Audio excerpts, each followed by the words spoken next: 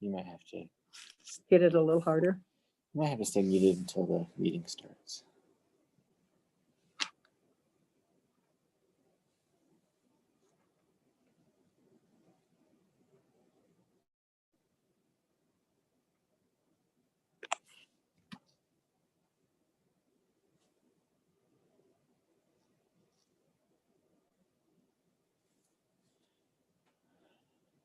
Your patience. Thank you for your patience. He might mute you again.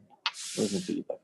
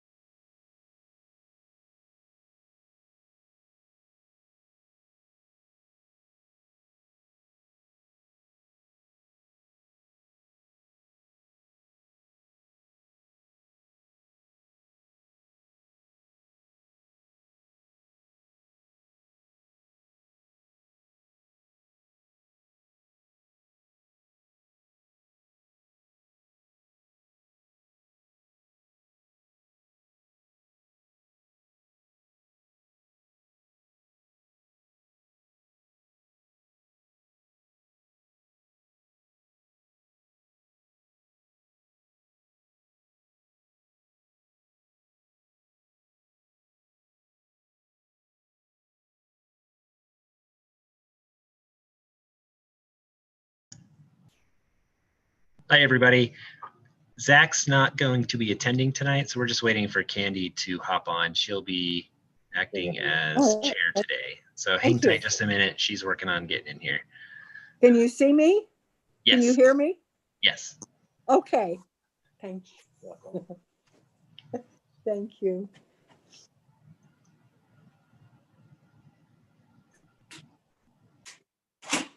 Bye.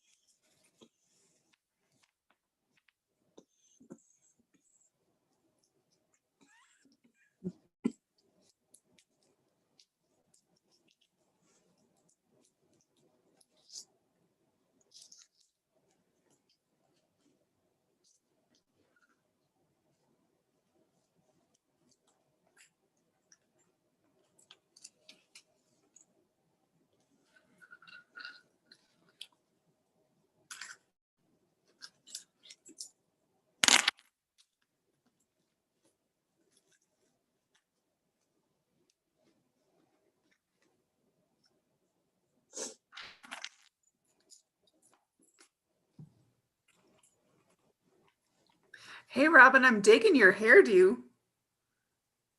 Yeah, it's fancy. I've been doing the bare minimum lately.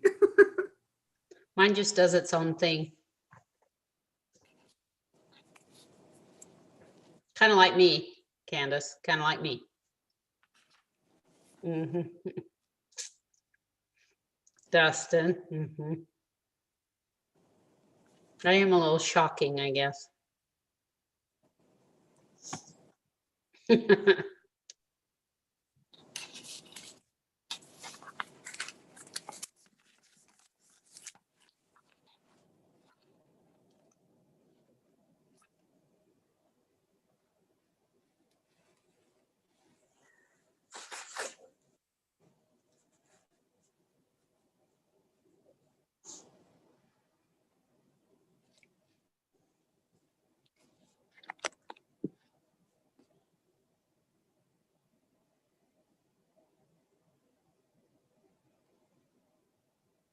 So how is everybody doing tonight?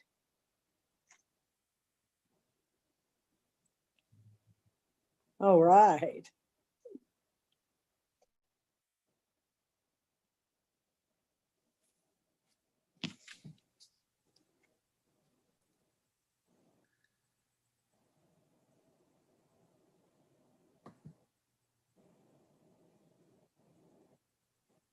All right.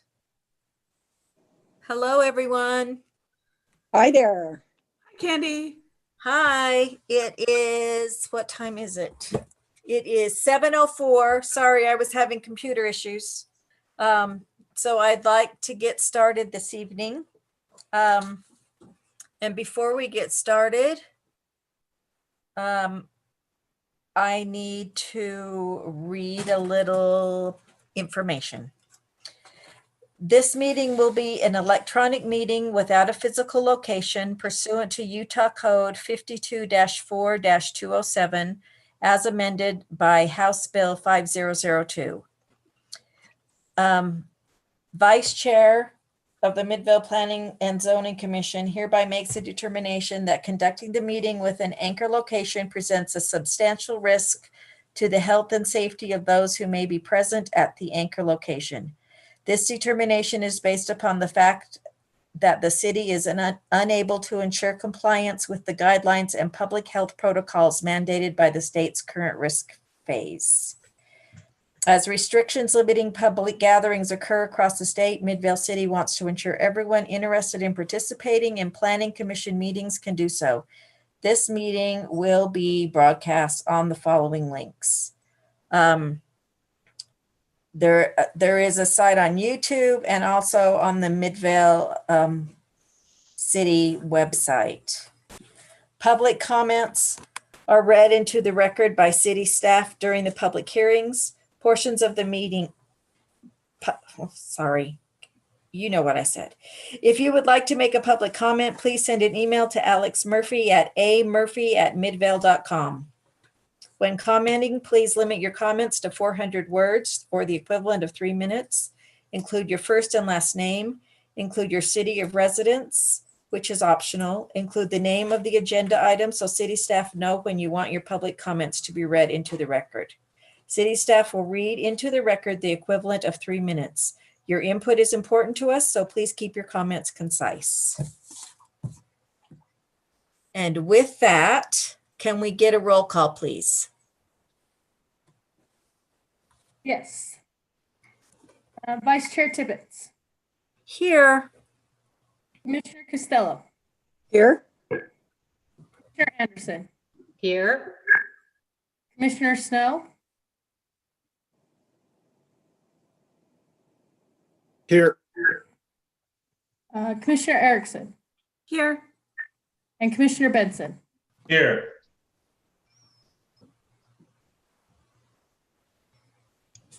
I just want to note, that Chairman Smallwood is excused tonight. So we'll go ahead and get started with our first public hearing item. This is a conditional use permit -22-19-477-012. Eves duplex conversion at 6824 South 7th East. Conditional use permit for 2-unit residential structure, single family -1 DO zone. Jeff Eves is the applicant. Jana Ward is the planner who will be presenting. All right.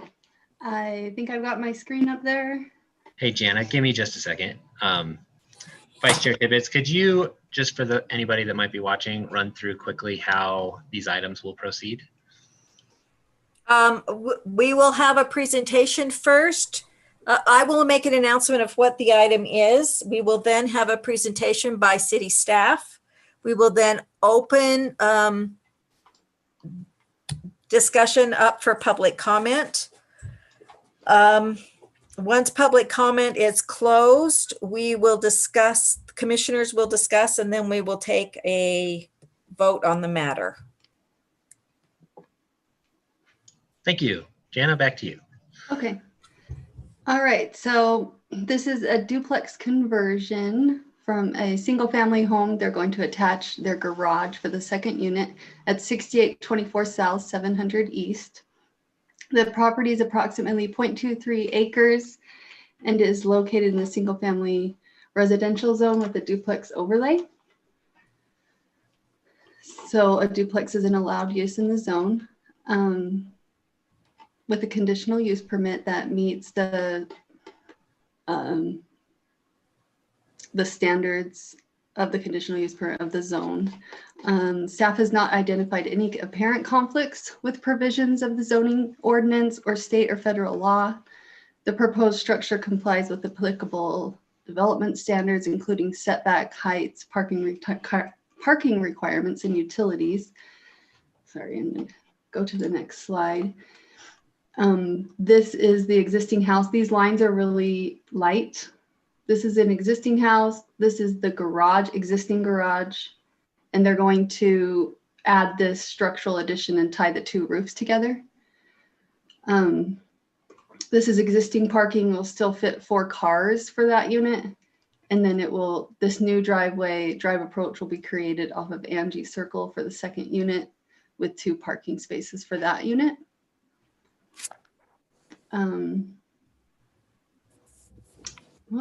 The floor plan, this is the first unit, the existing home. This is where they're tying in. That new bathroom will be that little space between. And then the door is on this back side of the house. This is facing 700 East, where the garage doors are now. And these are their elevations. So these two are the same elevation, where they'll just build a structure in here that ties the 2 roofs together. And they're going to do a hardy board that will tie in and match the coloring of the existing home and be able to maybe save some of this even and just leave it as is. So the minimum parking requirements have been met. There's 2 extra parking stalls off the paved parking stalls off street. All the public and private improvements exist on the property and around the property. We'll go back to let's see if I can. This is a proposed an approved development here that has already agreed, or it's been approved that they'll be putting in the sidewalk, curb and gutter on that section. So there is one little section that they'll tie in, but that's already a part of this approval to the north. So that sidewalk will be finished right there in front of the home. And let's see, so those are the only few conflicts we have. And the only conditions of approval would be the applicant would get a building permit before doing any work, and they would have a landlord business license to rent out the second unit. Are there any questions? Nope. Is the applicant available? Is Mr. Eves on? I am. I'm right here. Mr. Eves, Jana's done a presentation. Is there anything you'd like to add to what she's stated? No, I think she did a really good job. So I don't really have anything else to add. Okay, and commissioners, you don't have any questions at this time? No, I don't. Okay, can I get a motion to open this up for a public hearing? As the chair tonight, that is your That's call. my job. Okay, I'd like to open this up for a public hearing. Have we received any public comments yet? I had a couple of phone calls that I recommended to send me a formal comment in an email, and I did not receive any of those. I think I better double check right now.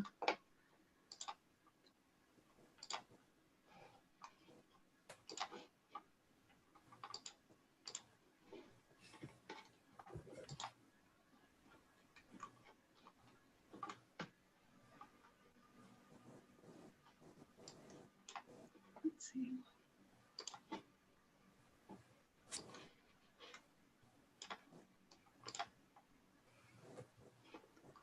Okay, I don't have any comments for this property. I had the 2 phone calls were just concerned about where the parking was going to be and the access and how long the construction was going to take and what kind of impacts it would have for construction mainly. Okay, well, we can leave this public hearing portion open for a few moments. And when a commissioner feels so moved to close the public hearing, go ahead and do that.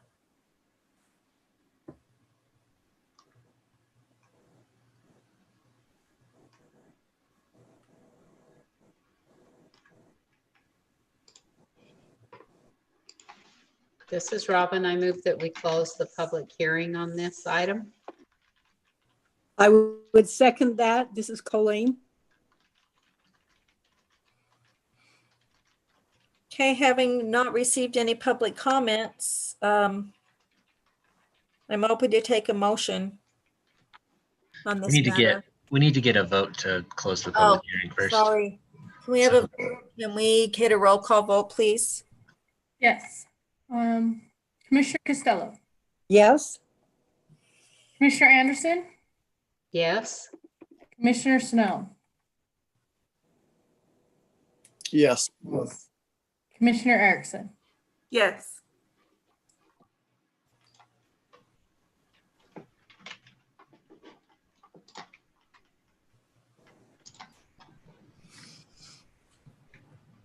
Candy, you'll also call the results. Okay, sorry, I'm still struggling with computer issues over here. That's okay.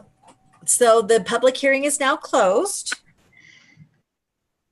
And I would like to entertain a motion, please. Okay, I'll make a motion. I move that we adopt the findings and conditions of approval presented in the staff report approving the conditional use permit for a duplex conversion at 6824 South 7th East with conditions. I second. Can we take a roll call vote, please? Yes. Commissioner Anderson, Yes. Commissioner Snow, Yes. Commissioner Erickson, Yes. and Commissioner Costello. Yes.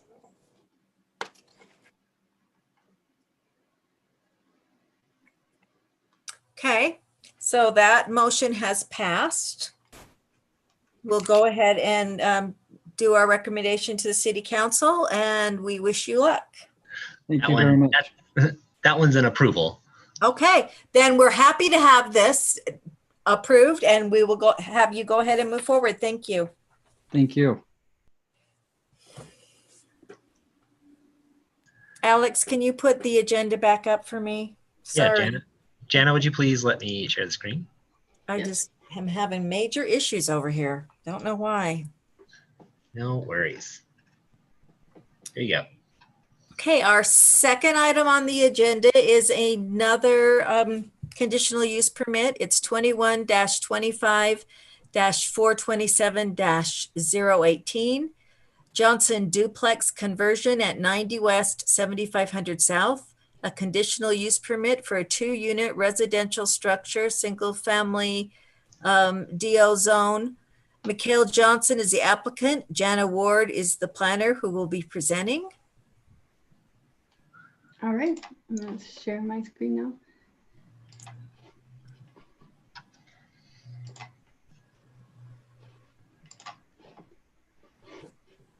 Okay, so this is another duplex conversion located at 90 West, 7500 South. This one is a basement apartment. The second unit will be in the basement. You can see on this vicinity map, we'll talk about how the property goes into the road right there. And they have an existing, let's see if I have this. This is the existing main floor where they have their front door here and a side door. They'll be building the basement steps. That's in the addition. Part of the construction is to build this outside entry and next to the driveway. There is a 28 feet from the house to the property line wide, and our parking stalls are required to be 18 feet wide. So they do have plenty of parking. And as one of the conditions, we'll just need to add that they must have those 4 paved parking stalls. This currently is not paved. It's a gravel driveway. So a duplex, they are allowed to park in tandem. So this would be 1 unit parking behind each other and the second unit parking behind each other. Let's see.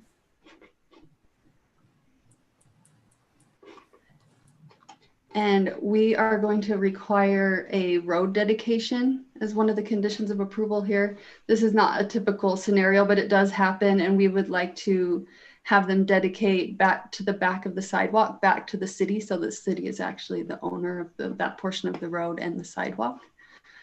Those are really the only 2 things that are different here. So the recommendation will be to pave at least 18 by 40 feet of the driveway. All other improvements exist. There's curb and gutter and sidewalk along that roadway.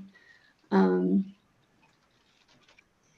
the only other conditions are the same as those last 2, where you're getting a building permit before doing the work. They have actually had all the structural engineering done to verify that they can cut into their concrete there, and have got the estimates and everything for the egress windows.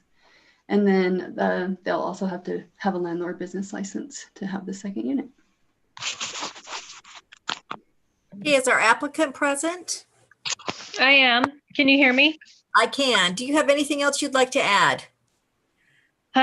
No, just with those conditions of approval, we need to first do the walkout basement before we can pave the driveway. So that will kind of be the last thing that we get done. Okay, and so you don't have any issues with any of these conditions? No. Okay, great. Commissioners, do you have any questions?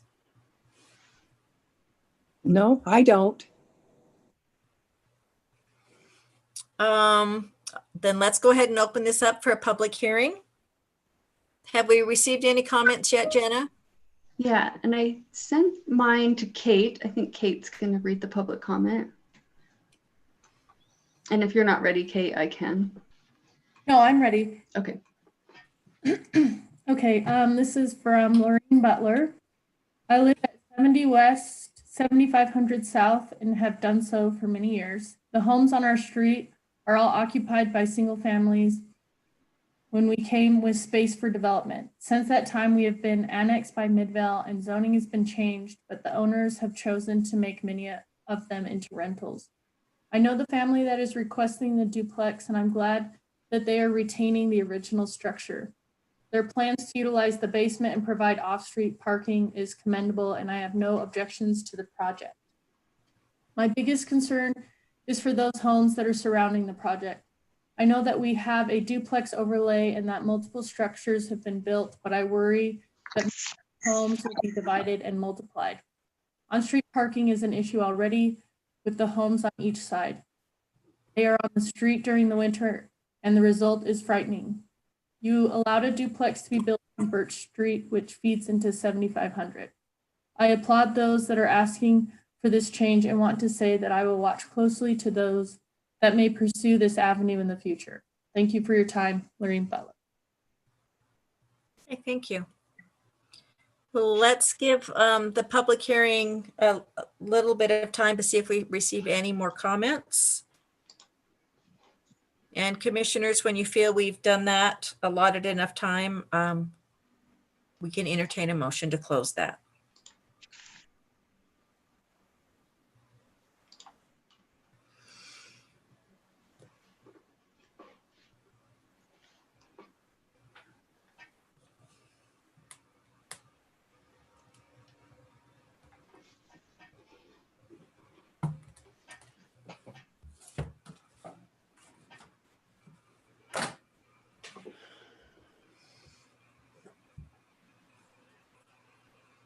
This is Robin. I make a motion that we close the public hearing. This is- Go ahead. It's been, a motion has been made by Robin and seconded by Dustin. So I move that we close, the public hearing is now closed.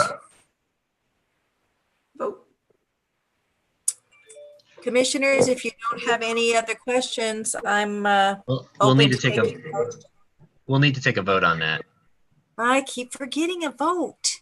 Okay, let's take a vote on closing the public hearing. Okay, Kate, can you do that? I can. Commissioner Snow, Yes. Commissioner Erickson, Yes.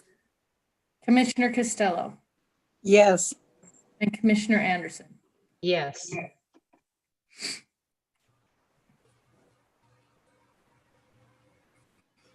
Okay, the public hearing is now closed. We'll entertain a motion.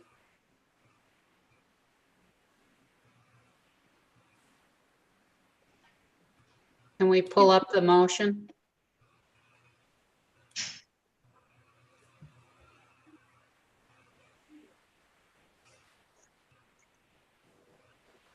This is Robin.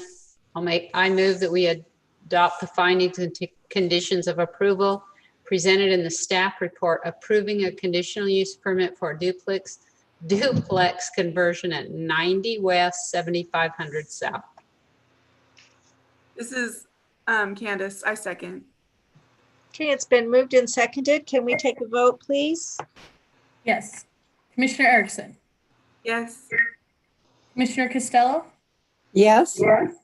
Commissioner Anderson, Yes. Commissioner Snow. Yep. Okay, that has been approved. We look forward to having this done in our city. Thank you. Thank you. Okay, our next item on the agenda is a discussion item. It's land use training. Garrett Wilcox will be presenting. Okay, let me get this started. I'm sorry you guys have to sit through another training. We enjoy it, Garrett. That's very kind of you, but I know that you're all probably feeling a little hungover from the last one, even after 2 weeks. So, with that being said, I did receive an email after the training last week asking specifically for us to kind of go over what the roles are of members of the commission and then the alternates. So quickly, the planning commission is made up of seven individuals. There's 5 voting members and 2 alternates. The voting members are appointed for up to 2 4-year terms, and they're expected to contribute at every meeting, provide their comments, feedback, etc. They're also expected to vote on every agenda item except when there's an ethical reason for them to either recuse themselves or abstain. Alternates are very much alike in the fact that they have the same responsibilities to vote, to contribute at every meeting. They are appointed for a 1 year or a 4-year term, and they will vote in the absence of a member except as required for ethical reasons. Although this is kind of left to the mayor to make the appointment, generally it's practice for if there's a vacancy on the planning commission for a regular member, generally it's been practice of the mayor to have that person to appoint that person to be a regular member. So in fact, I think tonight Commissioner Erickson is filling in as a voting member with Chairman Smallwood being out. Okay, so we're going to kind of get restarted again on some of the legal issues that come into play as a planning commission. So the last training we talked about property rights, we talked about planning, and then we talked about the different types of actions that you perform, primarily looking at legislative functions and then administrative functions. There's an added element of other law that comes into play as well. And the primary one that often colors kind of our decisions as a city, whether it's a legislative act or administrative action, it comes from the Civil Rights Act of 1968.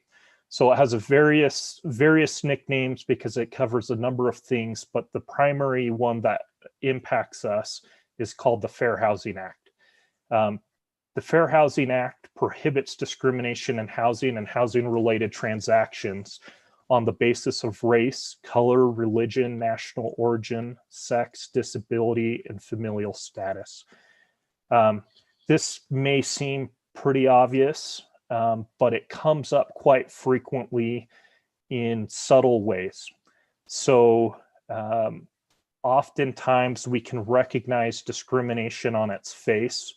For instance, if someone were to come to us and say, I'm opposed to this project because this person has brown skin or whatever it may be. Those are pretty overt ways of discrimination. Some of the more subtle ways that we see discrimination is when we start hearing things related to socioeconomic status. This often comes up with affordable housing, things along those lines, where people make comments like, we don't want those people here, those type of people bring crime, we have enough apartments or whatever it may be. Although these are not overt statements of discrimination, where no one is saying because someone's race or color or religion, national origin, none of these protected categories come into play per se. The courts have recognized that a lot of times that these are linked to these forms of discrimination. And so these are some of the things that we have to watch out for when we're receiving public comment or when we're having discussions, is to be mindful of what some of these statements are and how they link back to what the courts have decided. For instance, there's some court cases in which a city wanted to eliminate multifamily housing entirely because they were afraid of the impact that it would have on their community. Now, on its face, this doesn't sound discriminatory, but when you read the record of what the residents were coming in and saying, it becomes pretty clear that they were afraid that there was going to be people of different color essentially coming into their town with multifamily housing. And because of that, we have the case law that we do. So this is one thing to keep into consideration. That's an additional legal layer that we need to be thinking of as we're making our decisions as a planning commission. Now, I think sometimes it's really easy to, and this slide was intended to kind of wrap this all up, and we stopped short with time during our last discussion. I think sometimes it's really easy to kind of get pulled into a vacuum of I'm making one decision and my decision is only going to impact maybe this one project or whatever it may be. And I see that even at the city level with coworkers or even neighbors saying this law doesn't need to apply to me in this instance because this just makes more sense or whatever it may be. But each one of these decisions does matter. So when we choose to ignore the law, when we choose to maybe not approve a conditional use permit that meets all the relevant factors, or when we choose to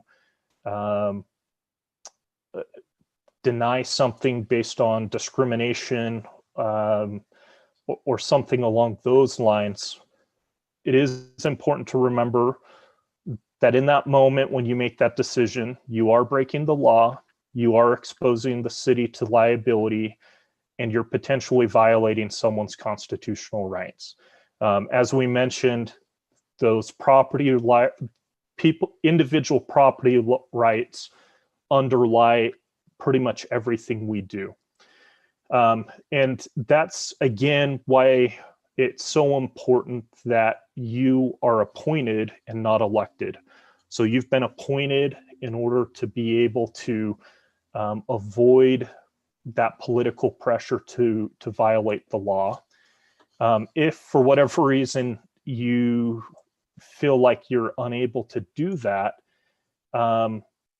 if you can't fulfill that role of being able to make the correct decision, there's a good chance that the elected officials, so the mayor and the city council, may choose to remove you because you become a liability for the city. And it's also, no one wants to be on the front page of saying the Midvale Planning Commission is engaging in an XYZ behavior, whatnot. It's just not good for anyone.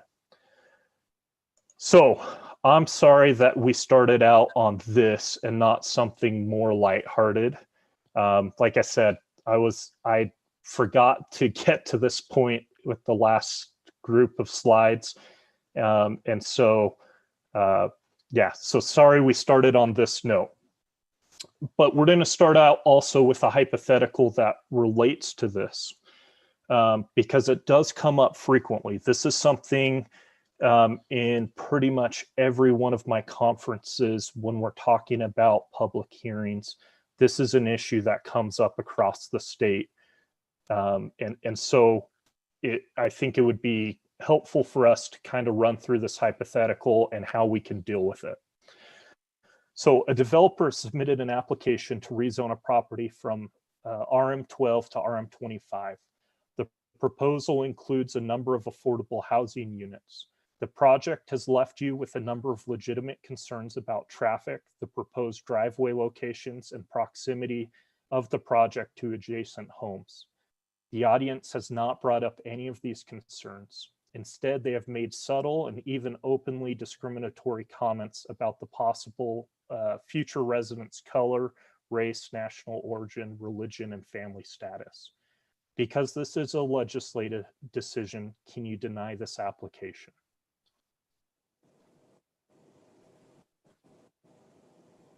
So what are your guys' thoughts? Well, I think we can deny the application until some conditions have been met regarding our concerns about driveway locations, proximity to adjacent homes, but not on the audience's comments. Yeah. Yeah, so what can we do then to go down the path that you're talking about, Commissioner Tippett? Well, I think we could table this and ask the applicant to address some of our concerns and bring it back to us to look at again. Yeah, absolutely. And so this is one that is very nuanced. So my feeling on this, depending on the nature of everything being said, is we might possibly be able to deny this application. But I would definitely recommend closing the public hearing and then table the decision after some discussion. So again, we make all of our decisions based on what's on the record. If the public hearing is the only thing on the record and we have nothing but discriminatory things being said, we won't have any room to kind of bring to navigate and possibly deny that.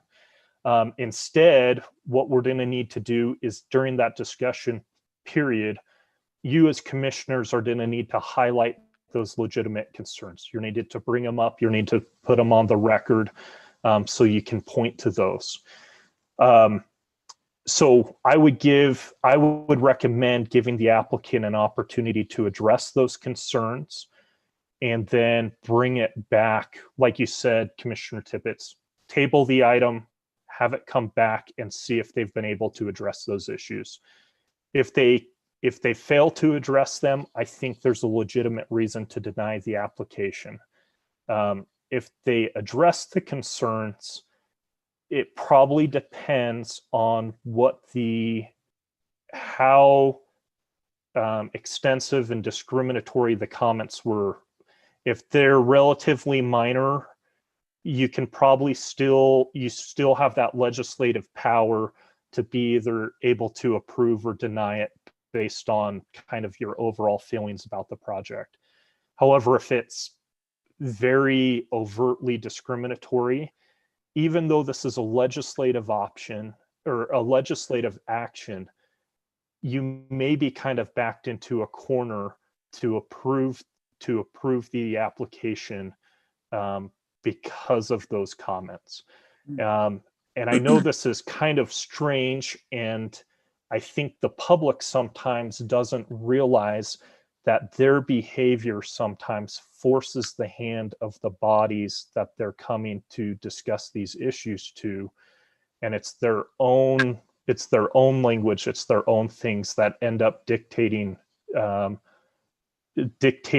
decision because they've left you with no hand to play. Okay, so moving on, one of the other parts of this the land use process is with appeals.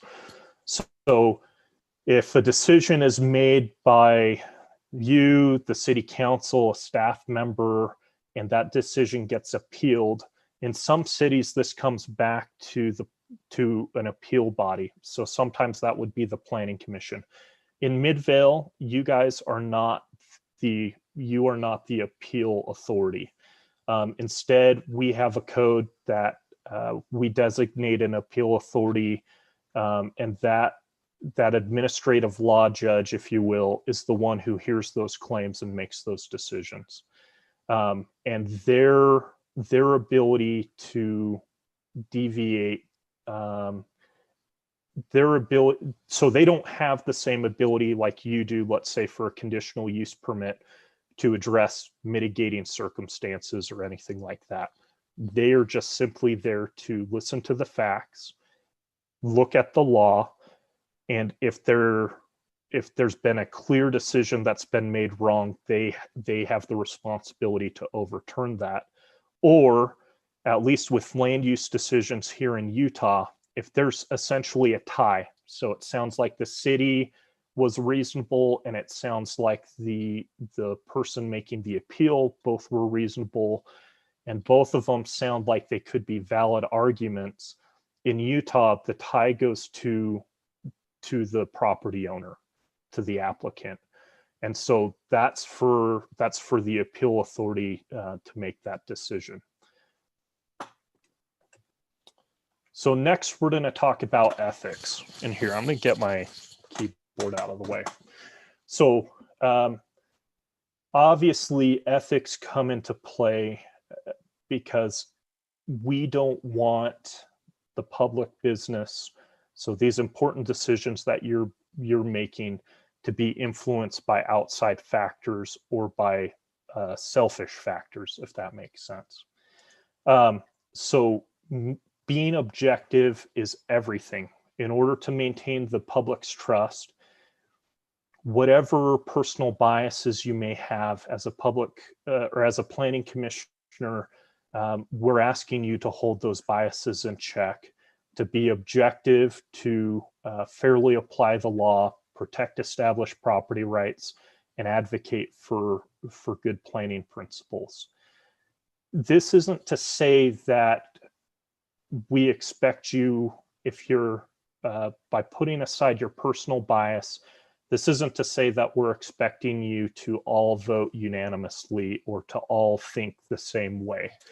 So there are lots of competing planning principles. There are lots of ways that the law gets applied. Obviously there are, otherwise there wouldn't be so many attorneys and we wouldn't be so hated. So it's okay to disagree on the planning commission. It's okay to have different ideas about, is this application good for the community, or is this zoning ordinance change good?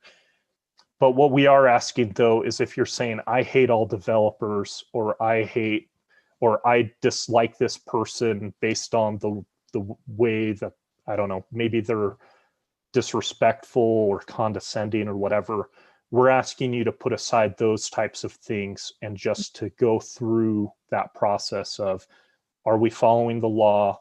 Are we following what we need to? And going from there, and basing your decision in the record rather than feelings.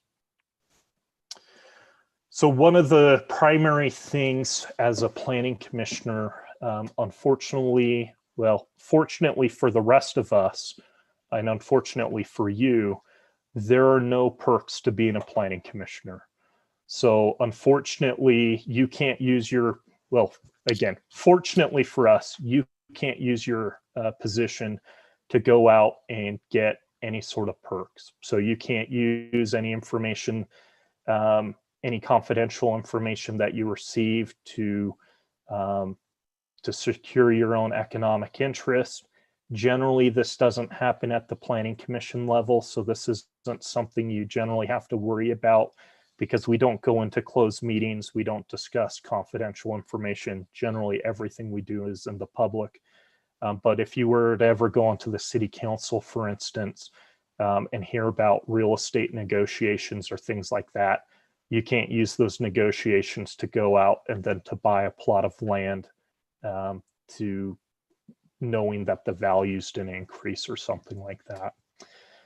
You also can't start getting free gifts or things like that from the developers who are bringing things in front of you, in order to offer essentially your vote or your friendship in order to kind of further their means. And these, a violation of this, so if we find out that you are using your position in order to personally benefit yourself, this can result in criminal charges. I mean, at a minimum, it's going to result in you likely being dismissed, but depending on the severity, this could also end up with you being criminally prosecuted. Now, we also have to watch out for conflicts of interest. These are can happen, and especially where people live and work in their community, these may happen somewhat frequently. And so there's not necessarily a problem with it. We just need to be completely transparent about what those are. So if any of these apply, you're assisting a party with a transaction for the city, with the city for compensation, you have an interest in a business entity that's regulated by the city, you have an interest in a business entity doing business with the city, or you have an investment that creates a conflict between your personal interest and your public duties, These are all things that you're required to disclose.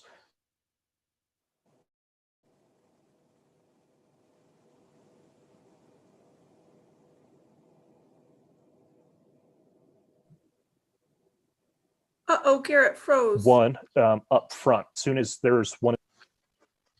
Am I back? Uh-huh. Okay, sorry. Where did I die? The conflict of interests. Yeah, pretty much that last paragraph. Yeah. Okay. So we covered the four, you guys heard the four things that we need to disclose? Okay, Yes. perfect. So if any of these apply, you do need to disclose these to the city immediately. They go on record with the mayor, or they go in the file with the mayor and the city recorder. And then in addition to that, anytime one of these conflicts comes up in your role as a planning commissioner on an agenda item, you'll need to disclose it at the beginning of the meeting. And then when that agenda item is discussed, you'll have to recuse yourself. Again, this falls into the same type of level of severity as receiving personal benefits. If you fail to disclose it and you end up voting on an item or something along those lines, you will be removed from office under state law, and you may also be subject to criminal penalties. Now, the Planning Commission in its bylaws has adopted a broader definition of conflict of interest than what the state has adopted. So all of those four things that I went over on the last slide, those are all established by state law. Under your bylaws, though, you've adopted a more general definition of conflict of interest. And so that means that's been defined as gaining a personal benefit either directly or indirectly, or material personal gain or advantage for oneself and to one's relatives, friends, employers, businesses, investments, or groups or associations which hold some share of a person's loyalty. Mere membership itself in a group or organization is not considered a conflict of interest. So I think Commissioner Anderson had a question about that in our last meeting.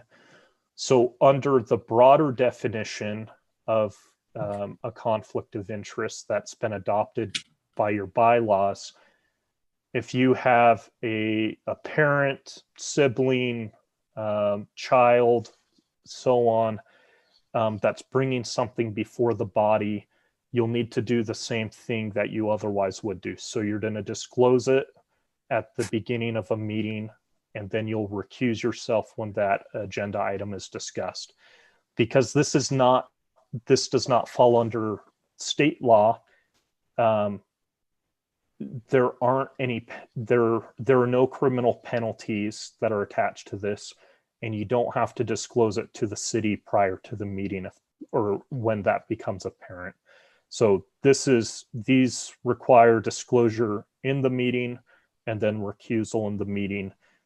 If you mess up, no one's going to prosecute you. You're not going to lose your position, but you may be censored by the body, and it will certainly undercut the trust, the public's trust with the commission. One of the other things we need to avoid is ex parte communication.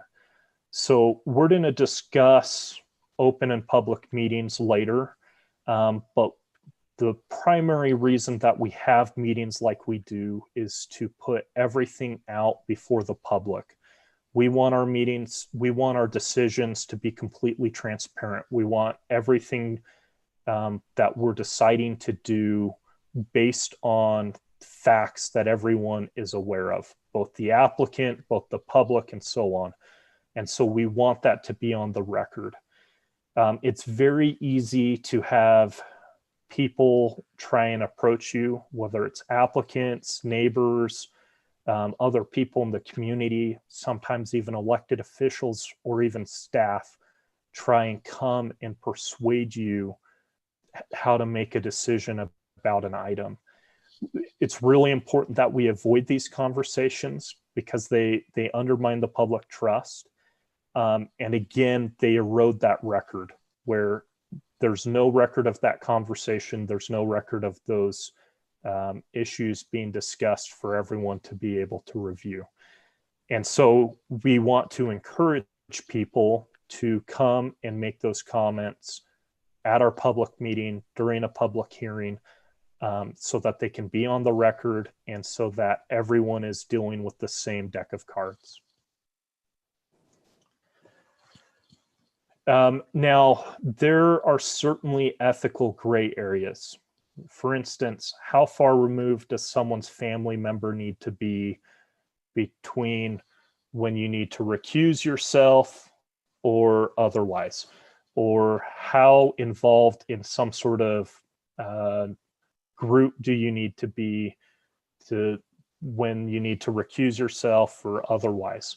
And admittedly, these are very difficult decisions to make sometimes, and they're very nuanced issues to work through. And as much as we'd like to say ethics are black and white, there's a lot of times that we're dealing with gray area issues because those black and white decisions are generally very apparent that we generally don't end up in those situations. So what we're asking the commission to do is, if you don't believe that you can remain partial, or if you believe that there may be the perception of you not being able to be impartial, we're asking you to let the commission know and to abstain from voting. And so you'll let everyone know, I need to abstain from this because maybe this person is a friend, maybe not a close friend, but it's well known that we have a relationship, and I don't want there to be any sort of perception that my decision has anything to do with that relationship.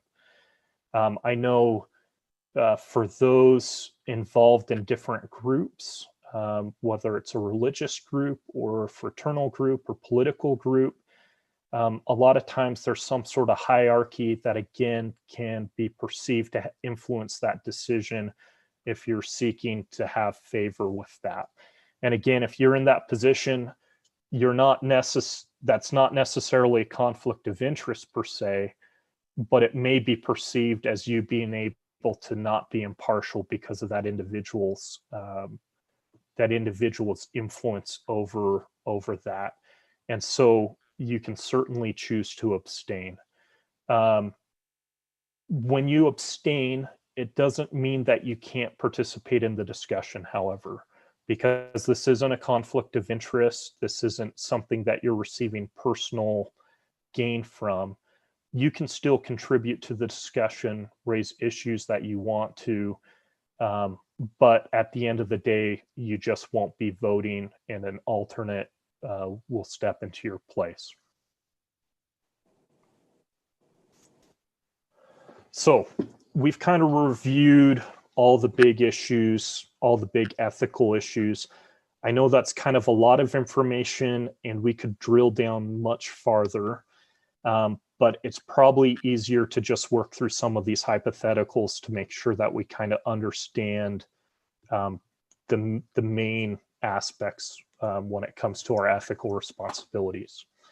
So in this first hypothetical, in your personal work, you work as a civil engineer. A company has hired your company to complete the engineering work for a new house in Midvale. The project will require direct communication with the city engineer and the planning director. Normally, your company is good about letting you avoid these types of direct conflicts, but they're swamped right now and need you to get the project done. What do you do?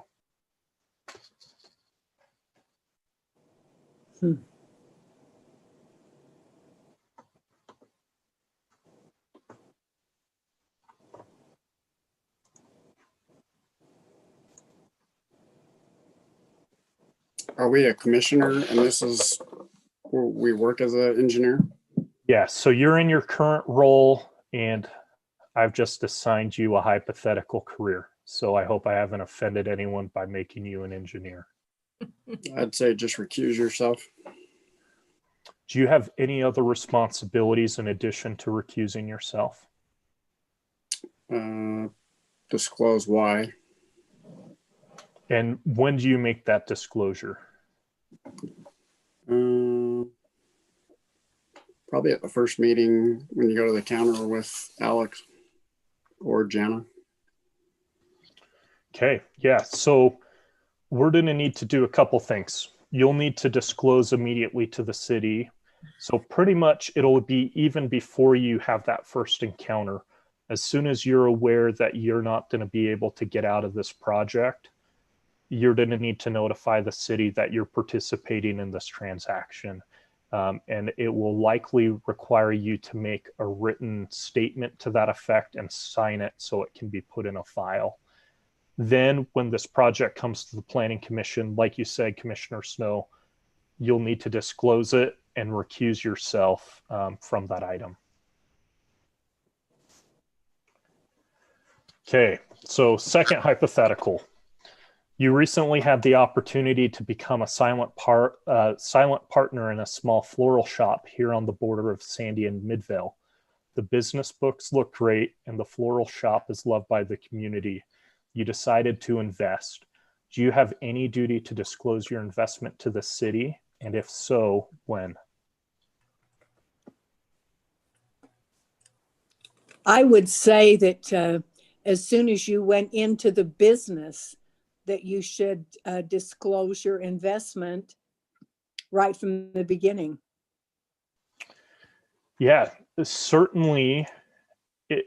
So I intentionally made this a little bit more nuanced than that, but certainly if this business is within the Midvale city boundaries, you need to disclose as soon as you make that investment and again, go through that process of written statement, signed, let the mayor and city recorder know.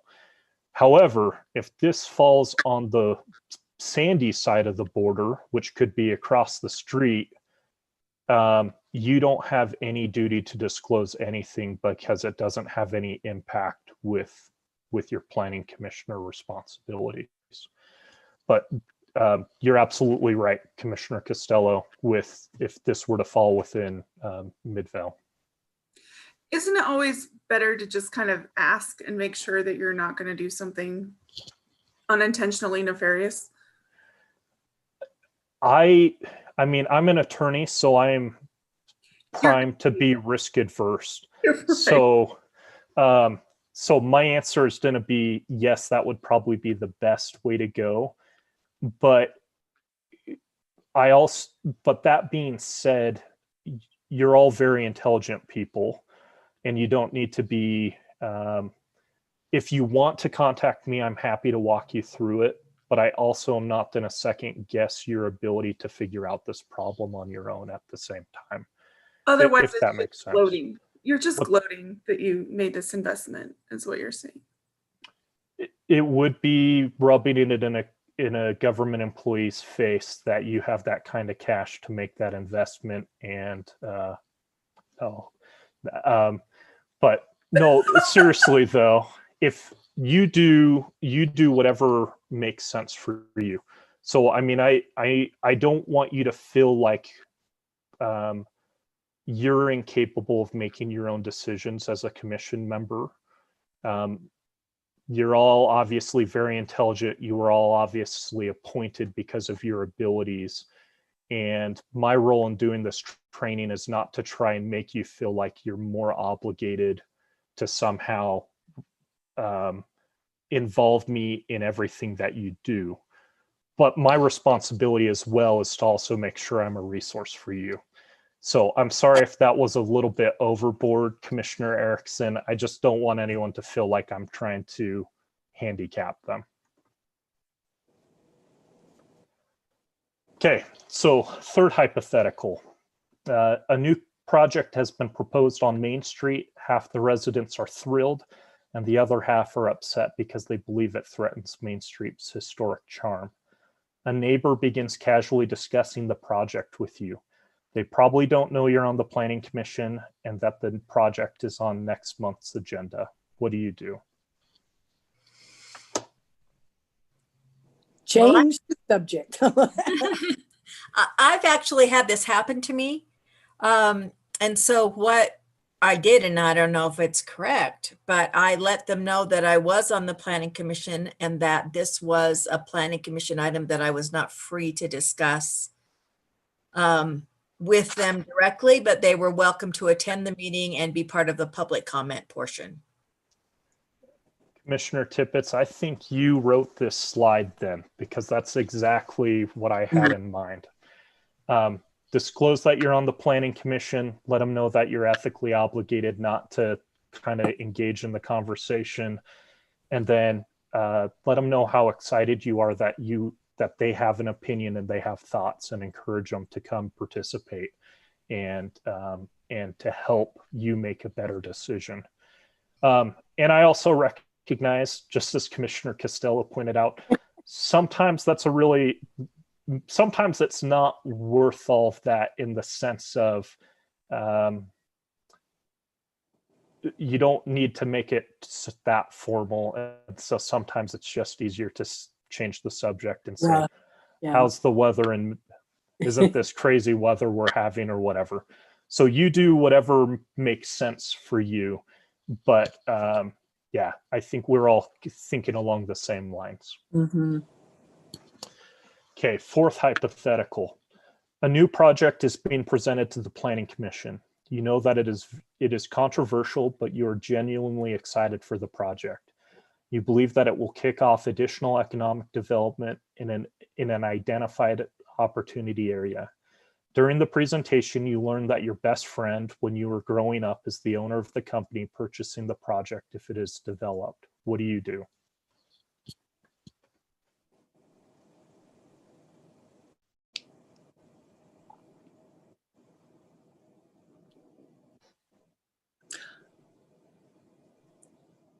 I would think that you would recuse yourself from, at that particular time.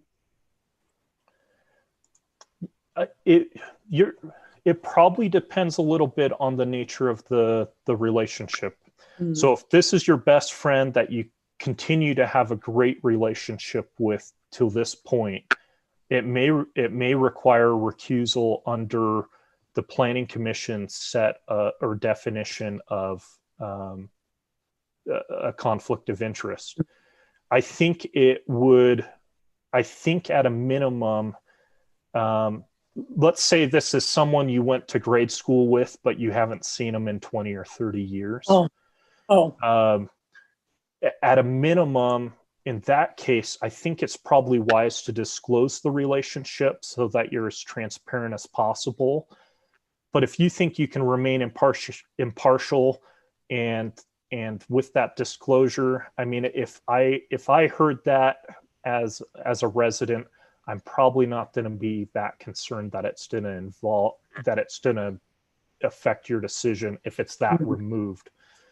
And so a lot of it just depends on, if it's a close relationship, you're absolutely right. You probably need to recuse yourself. If it's somewhere in the middle that you have an ongoing relationship, but maybe it's not super close, but you don't want the perception of you being partial to them, you might abstain. Yeah. But at the minimum, you probably want to just disclose it so it's out there on the record, and then kind of make that decision from there. And the other commissioners may be able to, once you disclose it, the other commissioners may be able to help guide whether you should remain and vote, whether you should recuse yourself, or whether you should abstain. And they may have a better feel for whether or not they feel that it's going to impact you. Okay, so I think this is the last ethics hypothetical, and this one is admittedly a difficult one. A friend of yours also happens to be a developer. Since being appointed to the Planning Commission, they've begun treating you to jazz games.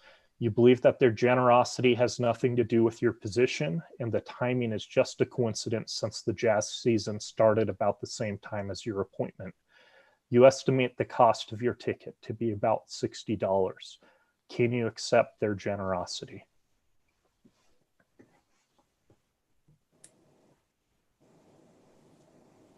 No. Yeah, Yes. I Okay, would so- say, Well, Oh, depends. sorry. Are they presenting something to us? No. Then yeah, I would say go. So this is one of those ones, and Commissioner Anderson, I think I heard you say yes. Yes, Why do you feel like it would be okay? because the monetary value is low enough. For Okay. one thing, right? So under at least the city code, and I should have mentioned this, you can accept gifts up to $50. Anything over $10 $50. Yeah. And I apologize. That should have come out in the training earlier. That wasn't meant to be If I buy my own dinner, I can accept it.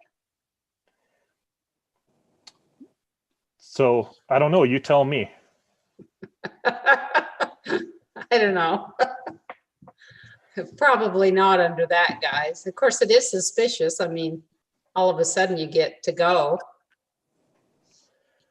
Yeah, so this is one of those that is admittedly gray. And it's one that came up recently in the Utah County Attorney's Office, where there were prosecutors who happened to be friends with the defense attorney that were going to jazz games, and the defense attorney was treating them to the jazz games. They didn't, as far as I know, and this may not be completely accurate, as far as I know, they didn't have cases together. They were just all mutual friends. But because of the way that it looked, they got into trouble for it. So again, a lot depends on kind of the perception of what's going on. Is it could they be trying to butter you up for a future project? And so they're trying to give you benefits as a planning commissioner. We don't know because of the timing or whatnot. So probably the best thing to do, at least while you're on the planning commission, would be to either pay for your own ticket or to reimburse them for the cost of the ticket. So that way there's no perception that you're receiving some sort of benefit because of your role as a planning commissioner. That being said, this is admittedly gray, and that would just be my recommendation in order to maintain kind of that air of public trust, so that there's no question about whether or not you're being influenced by this. Garrett, what Uh-huh. if you went to the game because it's your friend, and then you recused yourself when something was brought forward? Would that work or not work? So you would still have the duty to disclose that relationship regardless of the game, because they're your friend. Uh-huh. So This issue goes more to the fact of, are you receiving a benefit because of your office, because of your position? I get it. And that's the harder part, is we don't know because the timing makes that difficult. Yeah. If, We don't know. if you've been doing this with your friend for 20 years before you became a planning commissioner, there's not going to be an issue there at all, because you can clearly show this has nothing to do with my role on the planning commission. But where these two events happen to coincide with each other, with you being appointed to the planning commission at the same time they started bringing you to jazz games, that's where the issue. I get it. Yeah. But you're absolutely right in the sense of, if they were to bring a project, currently there's no projects before you, there's nothing to disclose or to abstain from. If they bring a project to you, you may need to recuse yourself depending on, this is probably a close enough relationship if you're enjoying jazz games together on a frequent basis. You probably need to disclose it and recuse yourself, or at a minimum, probably abstain. Okay, before we move on, are there any other questions that any of you might have when it comes to any of the ethical issues that have come up or any of the ethics laws? No, I don't have any. Okay, perfect. I don't have any, but I want to say it was kind of torture to see a jazz game right now. That was a little bit kind of rough. The draft is happening tonight. The season is still supposed to be progressing.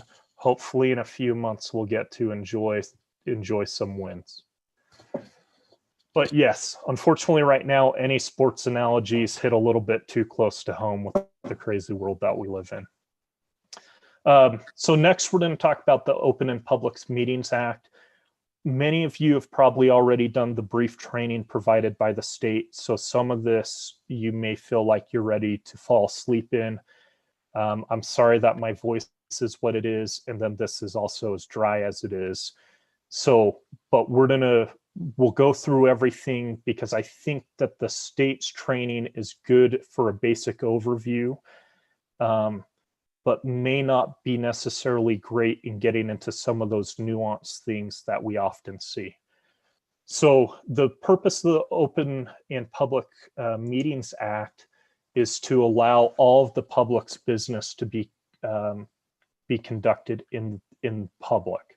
So this is to encourage transparency so that deliberations and actions are made openly, and we don't have closed or backdoor dealings going on where you guys have deliberated on your own, made a handshake deal before the meeting, and regardless of the record, you already know the outcome before the meeting starts. That's what we're trying to avoid. Now, some of the definitions that we need to be mindful of, electronic meetings, essentially this is the type of meeting that we're in right now, where we're all using some sort of electronic communication in order to conduct our meeting.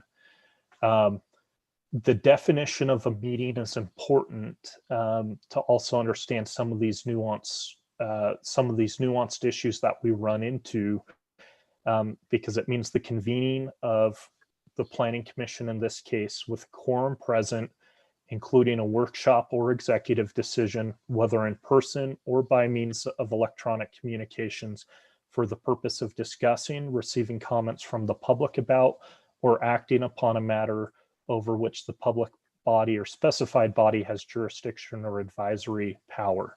Meeting does not mean a chance gathering or a social gathering.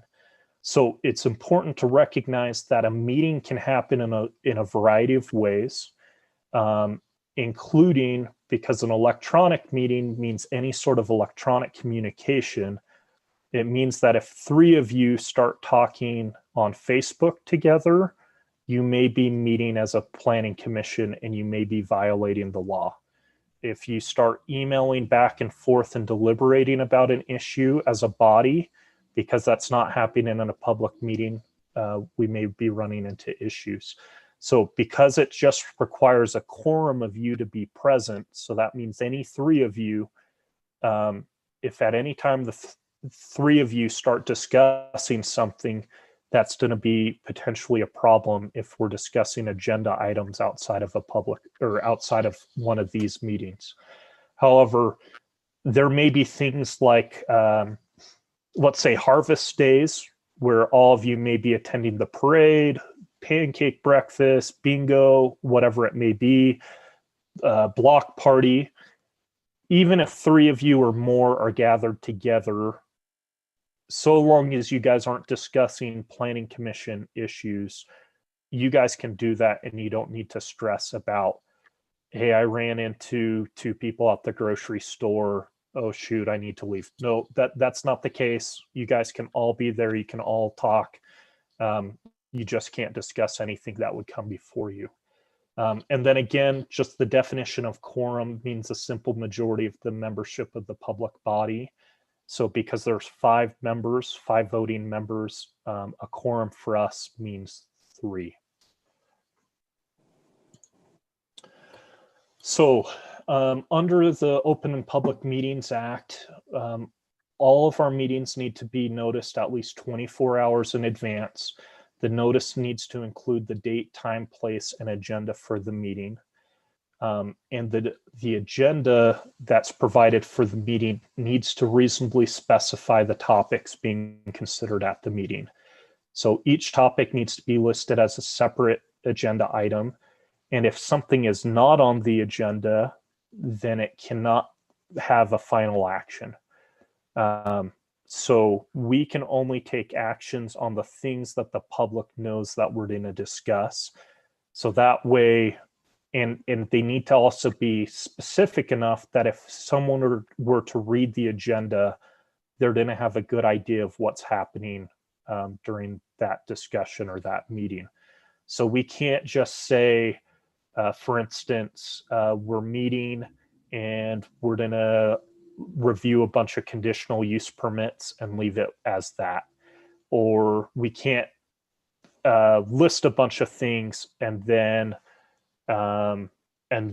proceed to go on and discuss other items just because we're in a public meeting. Again, when it comes to deliberation and communication, especially during meetings, and this probably wasn't as big of a deal when this law was written, but now in the age of when we're all sitting there with computers, tablets, or smartphones, it's really easy to be shooting emails back and forth, to send text messages, whatever it may be, while the meeting's going on. If you're doing that type of deliberation, that's going to be a problem because that all needs to be done on the record in the public. So if you're making a deal between 2 commissioners saying, hey, I'll vote for this if you vote for this, and you're doing that over text and not out in front of everyone, that's a problem. The other way that we see the Open and Public Meetings Act violated, and this is probably the most common violation, is the after meeting. So the meeting closes, it's adjourned, everyone's gathering up their things. One of the commissioner members says to another commissioner member, hey, what did you think about that item? And then a third commissioner walks over and they all start rediscussing the item that was discussed during the meeting. Now, in some cases, this isn't as big of a deal, but especially on things where this is an ongoing process, like maybe the item's been tabled, so there's no final decision that's been made.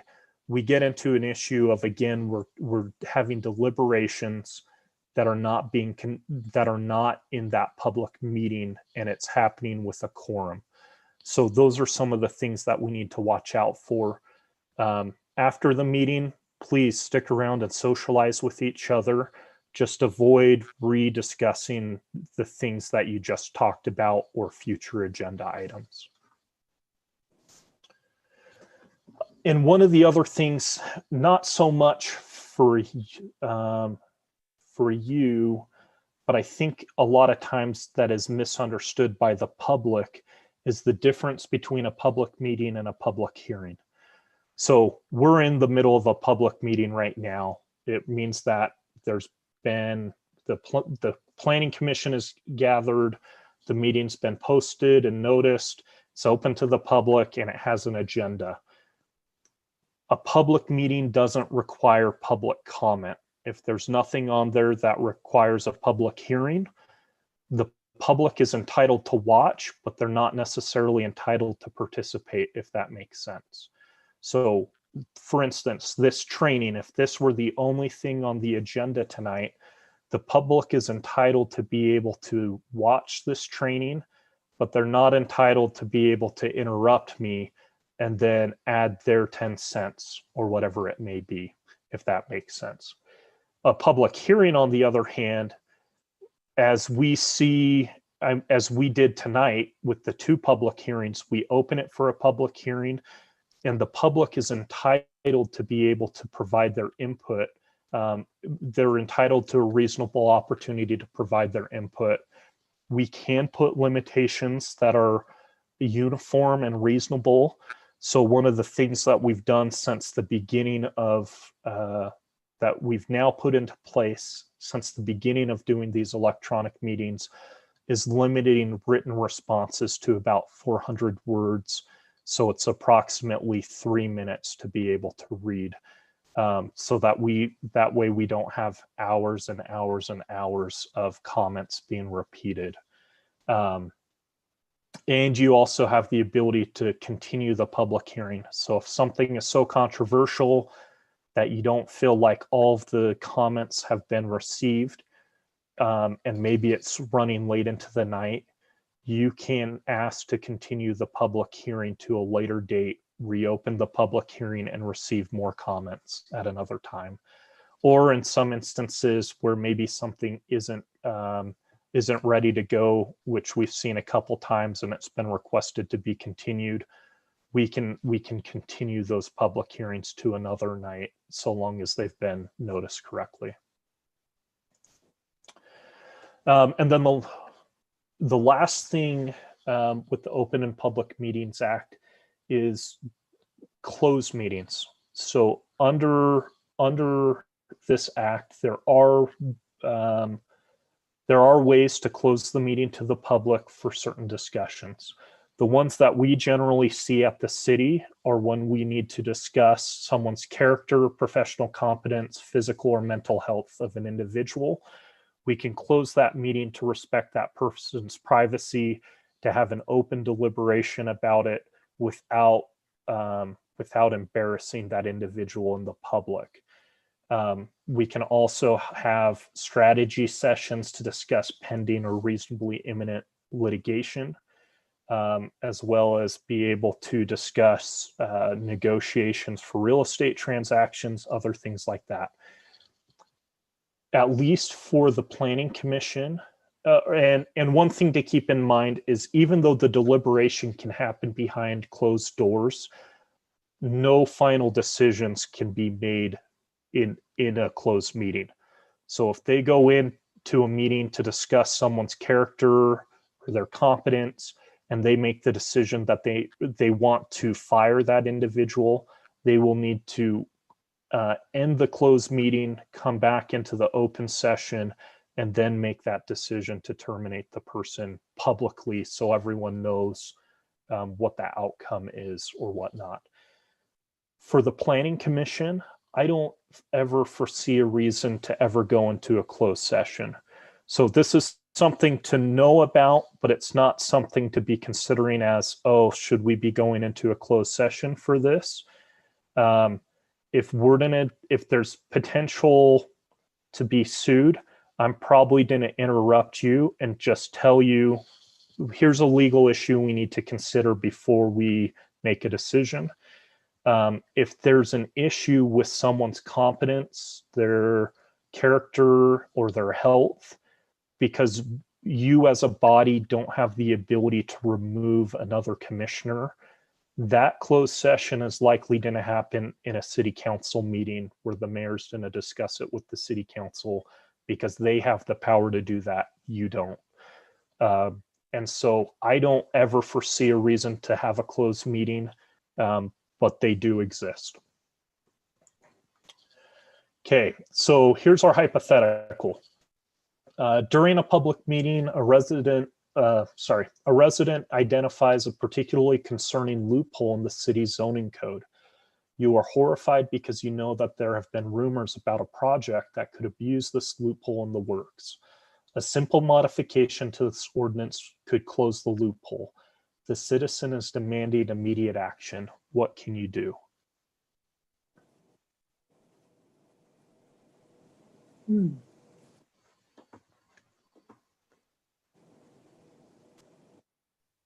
Wouldn't we table it?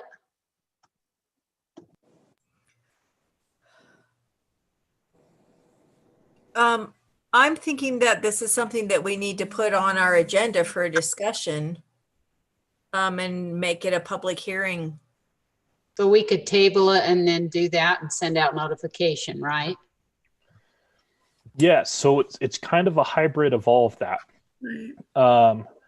Because it's not on the agenda, you can't make a final decision about it. But there's also, because it's not on the agenda, there's nothing to table per se. But like Commissioner Tippett's pointed out, we can put it on the agenda for the following meeting. And the act allows the chairperson to have the discretion to go into how much discussion we have about the item.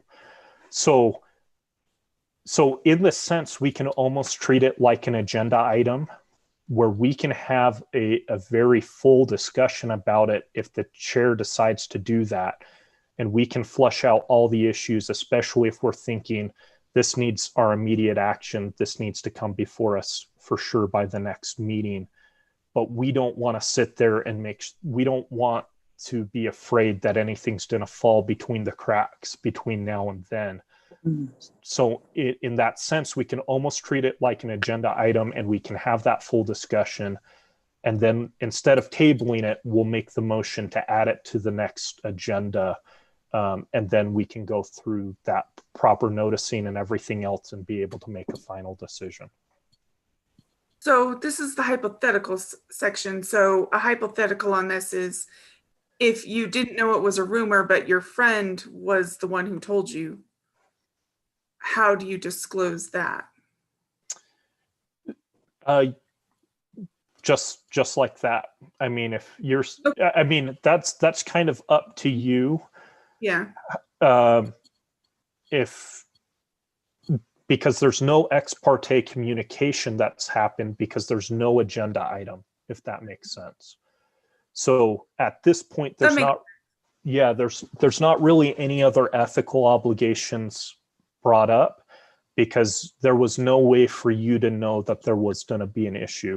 If you're saying, oh, shoot, my friend who happens to be in this business has told me about a project that I could see this being a problem, you can say that. You haven't violated anyone's trust, anything like that.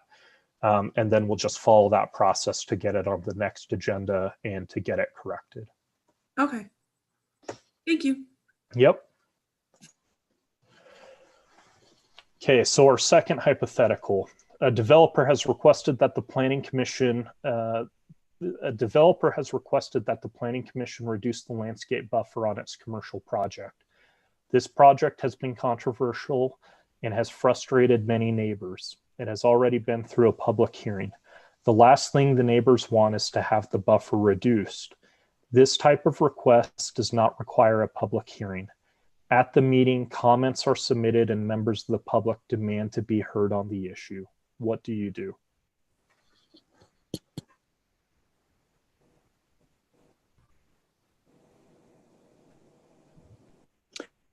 I would almost say, well, I would say that, you know, the landscape has already been something that had been, shall I say, demanded or asked of the person building the structure, because we do have ordinances saying how much landscape should be. And so I think that the person that is building, the developer, should go along with the landscape buffer as is. And so with that, are you saying don't open it to the public, or do open it to the public? Yeah, I think the public should be open to the public, but then, you know, the public should be aware of our ordinances and how much buffer there should be. Did that make any sense? But, you know, not excluding the neighbors or the surrounding neighbors from knowing what should be done and what shouldn't be done. I don't know if that makes any sense. I can see it in my mind, but. So it sounds like what you're saying is educate the neighbors on what the expectations are. Yeah. But yeah. because this is controversial, open it up to the public, even though it's not required. But this has already been through the public hearing. The hypothetical is it's already been through the public hearing. And so we don't have to open it up again to the public hearing. I would say give him a choice. If he wants it buffered, he takes it back through.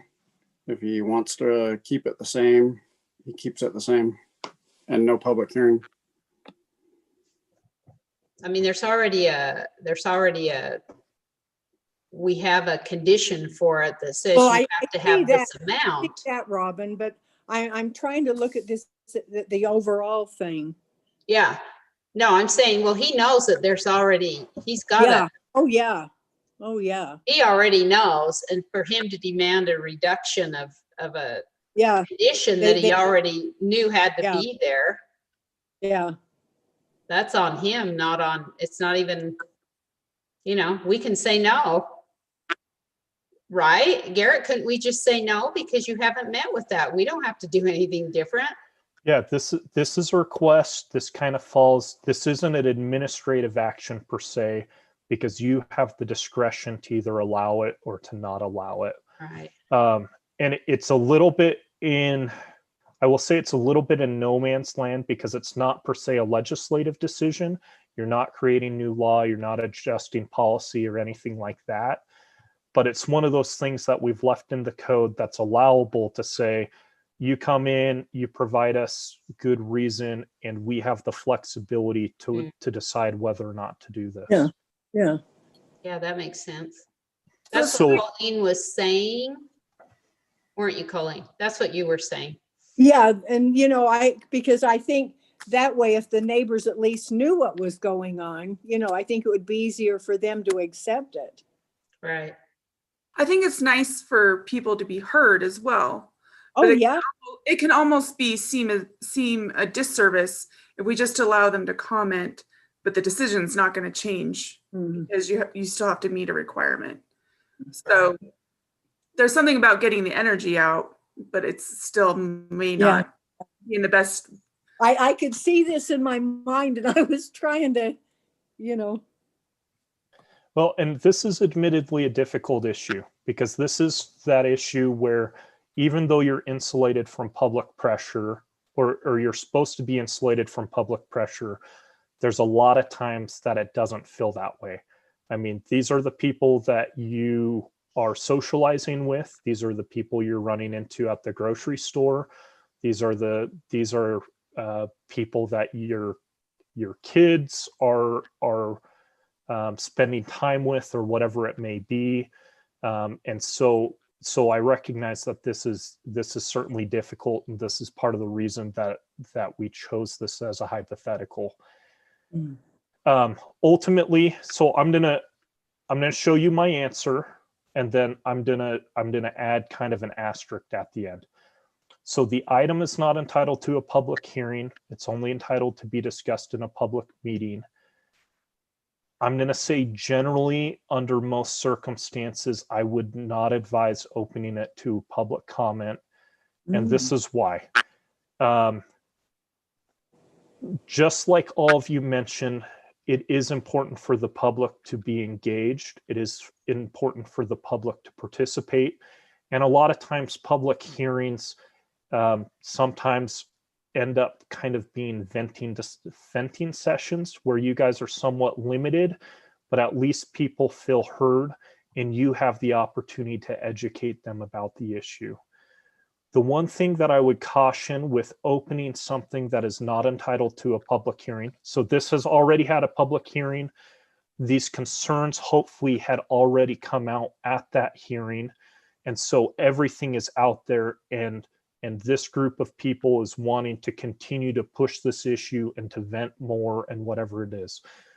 You have the right to open it up as the commission. You can, as a body, you can make the motion to allow additional public comment. However, this becomes one of those things of we also want to keep the public's expectations realistic as well. So there may be times that it may be absolutely appropriate to open it for additional public comment and allow for people to feel validated and heard. And you as the public, as the planning commission, are the best ones to kind of have your finger on that pulse. There's also other times, though, that by allowing public comment, people feel like they may have more authority to impact decisions that they don't have the ability to impact, and may feel more frustrated and may feel more like they've been trampled on because they were heard, and then you turn around and say there's nothing we can do. And so admittedly, in this situation where there is something you can do, this is one of those more difficult situations, and it's going to be one that you're going to have a good pulse, a good feel for, of whether or not you want to invite that, or whether or not it's easier, it would be less harmful for either you or the community to just say, we appreciate everyone's thoughts on this. However, we're not going to hear them because this isn't a public hearing item. And so therefore, we're going to just move on with going through the analysis we need to. I would also caution creating the expectation that every single item is always available to be commented on. When you open the door of something that doesn't have the right to a public hearing, but then you start opening items up for public comment, it may create kind of a culture that people feel that their comments can be heard for any item on the agenda, even when it's something this is an administrative process that requires no public hearing, whatever it may be. So again, ultimately, this is your decision to make. Okay, so I'm sorry you guys have now sat through 2 of these that have probably been absolutely exactly just like that, Commissioner Anderson. I'm sorry that these meetings have given you a ton of information and that I'm not more exciting or more engaging of a speaker, but hopefully they've been helpful. I just want to leave you with a few things to consider as you run into some of these difficult situations, though. You do have a few tools in your toolbox that you can pull out when you need to. So the first and probably most valuable tool that you have is stopping and thinking about what's going on. A lot of times I think there's that urge to immediately react, especially if there's, let's say, an angry applicant or angry members of the public. There's kind of a knee-jerk reaction that I need to fill in the space. I need to address whatever they're saying. And sometimes we kind of go down a rabbit hole we didn't intend to go down. So if you're feeling like I need to figure out what's going on, just go ahead and stop and think. It's okay to take a pause. It's okay for the Planning Commission to kind of reorient itself, identify the issues, understand what decisions being made, and not get wrapped up in kind of maybe some of the more emotional things that come along with your position. One of your other tools is I'm here at every one of your meetings. And if I'm not here, my boss will be here, the city attorney. You're always welcome to ask us a question, and you can do it in a public meeting. So there's nothing to be, you don't need to feel like, oh shoot, I didn't ask this from them beforehand or something like that. It's okay in the middle of your discussion, in the middle of your meeting, to say, Garrett, we have a question. How does this ethical issue, how do we address this ethical issue? Or what are our obligations in making this decision, or whatever it may be? And that's my role as the legal counsel for the city. My role is to help you navigate those issues. And admittedly, there may be some difficult ones that I may ask you to table an issue so that I can do some research on the fly and then provide you with better information later. And that goes into the last tool. You always have the ability to table an item and say, I need some more time to kind of think through all of this without the pressure to make an immediate decision one way or the other. So if there's something controversial that you're feeling really torn between two options, you know, maybe approving it, maybe denying it, go ahead and table it. That's okay. Take some time to think through all those things. Take some time to think about the big picture.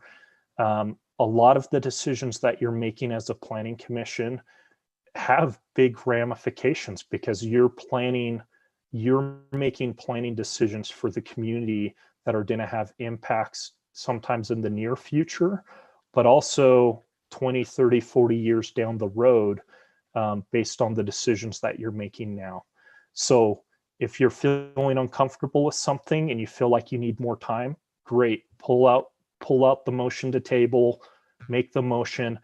If you're feeling that way, probably someone else on the commission's feeling that way, and we can bring it up at the next meeting. And at that point, hopefully you will have a better grasp on what your concerns are or what direction you're leaning. So with that being said, you guys have survived the marathon that is the land use training. So feel free to go out and celebrate tonight. Of course, wear a mask and be socially distant, but congratulations. Thank you. So do any of you have any questions that I can answer for you now that we've kind of finished up everything? I just wanted you to know how much I appreciated the time that you've spent with us doing this, because I think this has been very valuable to us, even as a refresher course or the first time we've heard it. Mhm. Well, thank you, Commissioner Costello. Garrett, I do have one question. So if we table something but I want to talk about it with the other commissioners, do you see what I mean? If I say, God, I want to table this, but then we don't even get together for another month and we haven't even talked about it. So you How still do we have do that? discuss it then. Okay. So discuss, put everything out there. You guys can have as much of a discussion as you want. And then if you're still feeling uncomfortable with making a decision that night and you guys want to have additional time, at the end of that discussion, when you don't feel like anyone else has anything to add at that point, go ahead and make the motion to table. Okay. and then go from there. So it definitely doesn't need to be, oh, we've just heard all these horrible public comments that I feel super overwhelmed and I don't really know which one of these are legitimate and which one of these that I feel maybe aren't legitimate. Go ahead and have that discussion with the rest of the commission and then table the item. And then that'll allow each of you to kind of process all of that. And then at the next meeting, when you untable it, you can continue to have that discussion once you've had more of a chance to think about it. Okay, thanks. Yep. Any other questions that I can answer for you? Okay, thank you. So now that I've put you all to sleep, I'm going to hand you off to Alex, I think.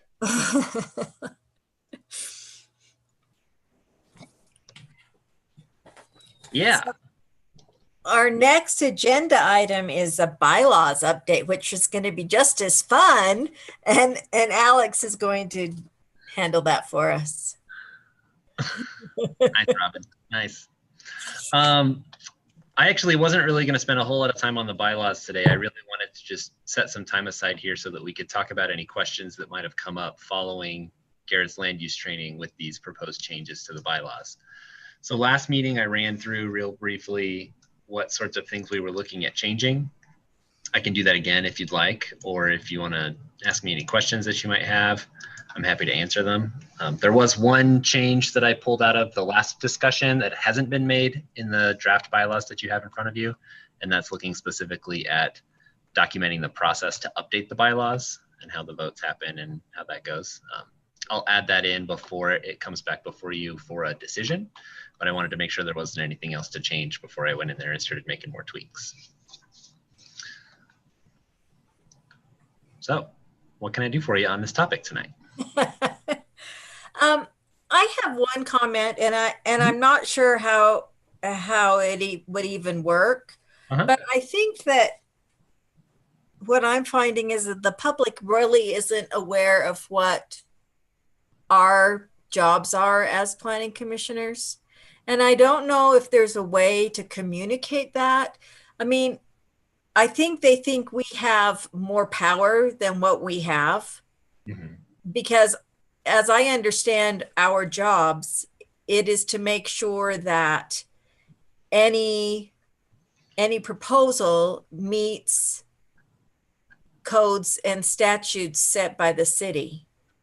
And if they don't, then we look at seeing if we want to change that. But some things seem to come before us where, even though we may not personally like what's going to happen, we have to approve it because it follows the guidelines that are set for us. And I'm not sure that the community as a whole knows that that's our job. So that's a little bit frustrating, because I think we kind of feel picked on sometimes, personally attacked, because we can't do what they want us to do.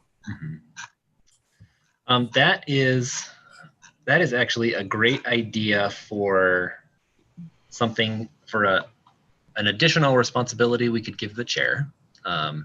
We have, so in the zoning ordinance, the duties and responsibilities of the planning commission are laid out, and it's a little bit more than what you described.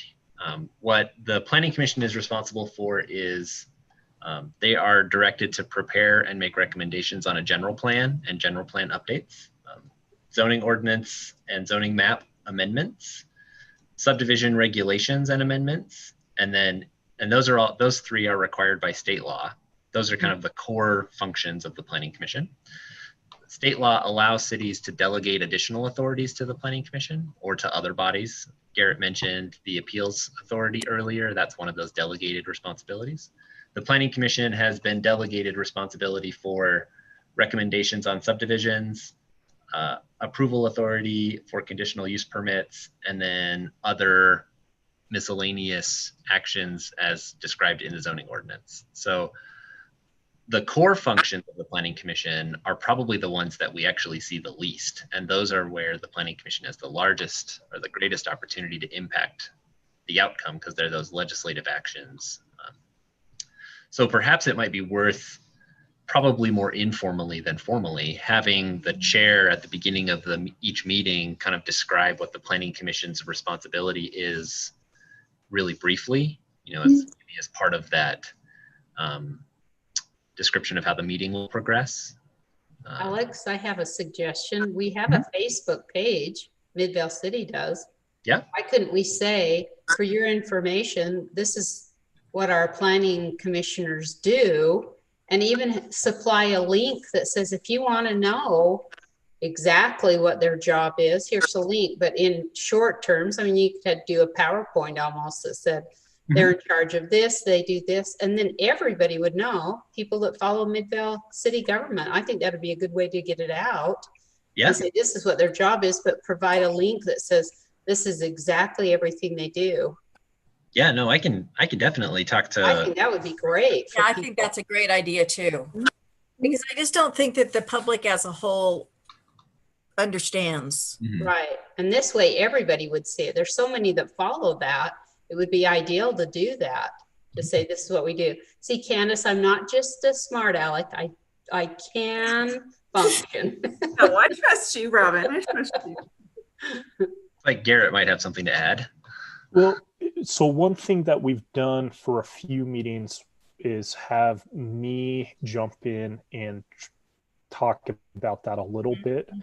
If you want that to be something that continues, I mean, we can add that to the order of business for individual agenda items, where the items introduced by the chair And then prior to the presentation by the staff, if you want me to be the bad guy, I'm happy to step in and just explain this is a conditional use permit. It's an administrative decision, which means that as a commission, you have the responsibility to help mitigate these impacts, but you can't deny something based on your personal feelings or whatever it is. So if you would like me to do that, we can certainly add that to kind of the order every time we discuss an item. And maybe if they miss the Facebook post or whatever it may be, at least as individual agenda items are discussed and people are present for the meetings, hopefully that pump is at least being primed that you can point back to and say, you just heard from our legal counsel that we understand you're upset. We understand all of these things, but as our legal counsel has pointed out, we don't have the authority to do what you're asking us to do. I think that's a great idea. And I also like Robin's idea about something on the Facebook page, because not everyone attends our meetings unless there's something they're upset about. Oh, yeah. That's right. And so I think if they have the information prior, maybe that would calm some of the anger down a little bit. Good idea. Hey, we can do both. Yeah, that'd be Put good. that on my list to add for the next time these bylaws come up, and then I'll talk to Laura about putting together something to put on the Facebook page. We'll probably want to do that fairly regularly, since I doubt people tend to pay a lot of attention to the Planning Commission for long periods of time. So I agree.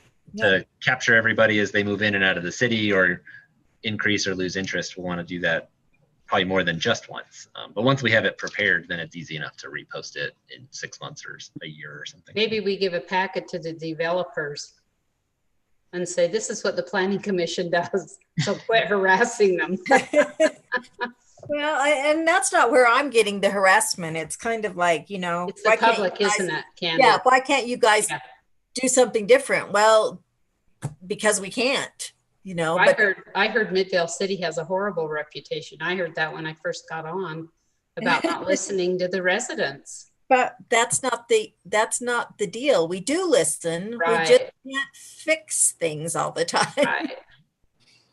So the other thing I'll add is these bylaws do propose adding some language that would clarify and allow the Planning Commission as a body to direct staff to put things on the agenda. So if you hear a lot of comments about a topic that you would like us to address a little more directly or schedule some direct time to talk about, we can do that. If there's text amendments, we can look at possibly going through those at the direction of the Planning Commission.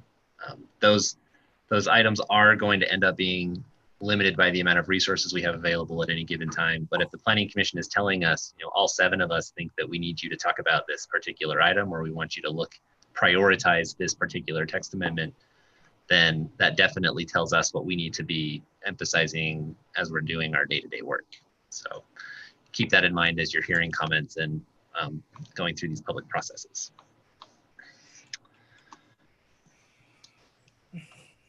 Anything else? Nope. Okay. Well, I'd encourage you to. Alex. Yeah. Sorry, I couldn't unmute in time. No worries, Bart.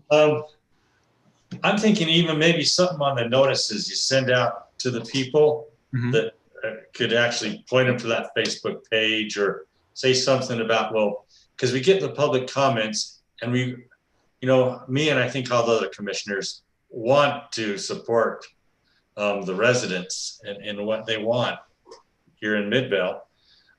But there's, like I say, there's only so much we can do. If there was a way that they could know that, when they make a comment, this is our limitations. And we still would like to hear those comments, I think, but that way they'd have an expectation, maybe when they write their letters or have their comments come in to us, they would actually kind of know what we're able to do. Okay. That actually is another great idea that perhaps we can talk about in a little more depth in a later meeting. We send out regular notices and we use the same language in every notice. So maybe it might be worth having a discussion with the Planning Commission to talk about how those notices could be improved. And then we can look at adding some language that talks about the decision type, kind of like Garrett has been doing in these meetings, indicating, this is an administrative decision limited by what's allowed by the zoning ordinance versus a legislative decision, looking into policy recommendations. Well, that's a good idea to send it out with the public notice to those groups, because then they know, there's only so much that the Planning Commission can do, and look it up. I mean, it kind of puts it back on the resident, which is a good idea. Would you like, sorry, go ahead. Yeah, it would be nice to have something a little bit more plain spoken than what is in the bylaws specifically, because that makes it even more dry. But if it redirected to something a little bit, if you're curious because you received it in the mail, it's something easy to look up while you're on your lunch break. I think that makes it a little bit more accessible. It might clear things up before they get too convoluted. We do have, I probably should have thought about this sooner. There actually is a web page on the city. There's a page on the city's website that is just for the Planning Commission. So we can also add some information there and maybe link to that as part of the notice. That's a good idea. I just think education is key for the public. I just think they need to realize that we only can do so much. And they also have the city council that usually has the ultimate say. So we're just doing recommendations mostly, except for a few of the conditional use permit things that we're doing. But a lot of stuff are just recommendations to the city council, and they need to realize that that's also an option to them. Well, I ran into a situation that was interesting too. Somebody that had come into our business, and she just didn't seem to think that, my life on the Planning and Zoning Commission and my life as a hairstylist were two different things. And she got really huffy, and I says, the sad part about is, these are two completely different jobs. And I says, you have to be able to distinguish one to the other, So I just agree that the public does need to know more about what we do, and that we have to go by the ordinances and the rules, Yeah, well, I'll look at updating the website too, and then we can start expanding that out or sending that out so people can see it. Yeah. That would be Definitely great. Untapped resource. But I just wanted to share that little tidbit with you. Thanks. Anything else on the bylaws that you guys want to talk about? Wait, I did remember something. Since we decided on the 6 p.m. thing. Say that again. The 6 p.m. thing. Starting our meetings at 6. Yeah, my brain already said 6. I was ready to go. So this is good. It's a slower process. Now, are there concerns about starting at 6? We actually presented it to the city council, and they did not seem to have any issues with the move. There was, I want to say there was at least one comment where they said perhaps we do 6 o'clock for the time period that we're doing electronic meetings, and then reevaluate if we want to keep it at 6 once we're back to in-person meetings, just in case people struggle to make it on time. If we change the bylaws like this now, it would be all meetings going forward, but we can obviously come back and change the bylaws again if it becomes apparent that it's not working out. I'm open to either option. I'm good how it is. I just wanted to bring it up. Sorry, Robin. Can't believe it. I'd like to make a motion to excuse Dustin. I don't know if that's a motion we can make. Okay, well, if there's nothing else on the bylaws, my plan is to bring a final draft back to you in the next meeting, and hopefully we can have some more discussions. It'll be on there as an action item, and then you can make a decision if you want to adopt those changes or if you want to spend some more time thinking about them. I'd encourage you to read over them again at least one more time before we get into that meeting, just so that I can answer any questions that you might have before those changes become official. I want to make sure that everybody's operating from the same set of information on the same page. And the time to do it is now rather than later. I'm sure I'll forget that it's 7 o'clock, we move it to 6. I'm sure I'll forget. Well, also in the next meeting, we'll be adopting a new schedule. So for next year. So I can send you that schedule, and then when the meeting invites come out, at least for the electronic ones, it'll be at the updated time. Okay. Okay, Candy, back to you. Okay, our next agenda item is to review the minutes of October 14th and October 28th. Has everyone had a chance to review those minutes? You know, I ran into a problem. I wasn't at the meeting on the 14th, and I've been having problems with my iPad the last 2 days. So I got to be honest, I didn't get a chance to even go through October 28th. Okay. Has everyone else reviewed them? Or do you have any additions or corrections? Do you? Okay. Seeing none, I'd like to take a motion to adopt those minutes. I'd like to second that. Well, I didn't make the motion. Oh, I can't, but you can. I could make a motion to Yes, adopt. you could. Yes, you To could. adopt the minutes as they are. Of October 14th and October 14th 28th. and October 28th. Very good. Thanks. Well, it's not before me, so I can't see it. Snow, second it. Okay, Kate, can we take a vote, please? Yes. Commissioner Costello, Yeah, I probably should refrain from that. But No, I you're would, fine. okay. Okay, yeah, Commissioner Erickson, Yes. Commissioner Anderson, Yes. and Commissioner Snell. Yes. Okay, the minutes have been approved. Our final agenda item is Alex is going to discuss upcoming meetings and projects. You're muted, Alex. We can't hear you. Sorry, I was kind of talking to myself, but kind of. I realized after the last couple of meetings that our schedule actually says we have no second meeting in November and December. That was intentional. So we don't have to worry about canceling a meeting or anything. We won't have a second one in November. And then in December, we'll only have one on the 9th. That meeting agenda is full. It has 5 items on it right now. So there is a possibility that we'll have to have 2 meetings in January because we do have several applications that we're trying to make the December meeting and missed the deadline before that agenda filled up. So depending on when those come in, we may need to have both meetings in January. But December should be pretty easy. It'll have the bylaws and the schedule, plus a few applications. And hopefully we won't spend too long on it. There's maybe one of those applications that I expect will get a fair amount of public comment. The rest of them should be fairly straightforward.